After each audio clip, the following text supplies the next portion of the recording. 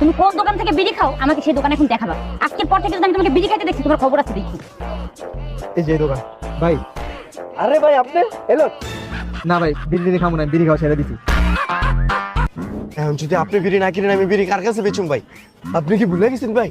পরীক্ষা আপনি ফেল করলে একটা বিড়ি খাইতেন, পরীক্ষা আপনি পাস করলে একটা বিড়ি খাইতেন, আপনার একটা প্রেম হলে আপনি বিড়ি খাইতেন, আপনার একটা ব্রেকআপ হলে আপনি একটা বিড়ি খাইতেন, বন্ধুগুলোকে আস্তে আস্তে বিড়ি খাইতেন, বন্ধুগুলোকে কান্দতে কান্দতে বিড়ি খাইতেন। ভাই আপনি যদি বিড়ি না খান ভাই তাহলে তো বিড়ির লগে বেইমানি হয়ে যাবো ভাই আপনার। যে সময় আপনি প্রথম চাকরিটা পাইলেন ওই সময় আপনি আমার দোকানে লৌড়াইছেন একটা বিড়ি খাইতে, যে সময় চাকরিটা গেল ওই সময় আমার তো একটা বিড়ি খাইছেন। আপনি যে আউট কইতেছেন বিড়ি খাওয়া ছেড়ে দেবেন, আপনি কি আমার কথা একবার ভাবেন না ভাই? আমার যে ছোট ছোট বাচ্চা আছে, আমার যে একটা বউ আছে, আমার সংসার কেমনে চলবে? আপনি যদি বিড়ি খাওয়া ছেড়ে দেন এই দোকান আমি কেমনে চালাম ভাই? আপনি বিড়িটা গেলে আমি দোকানে চালাম না ভাই, ছেড়ে দিন।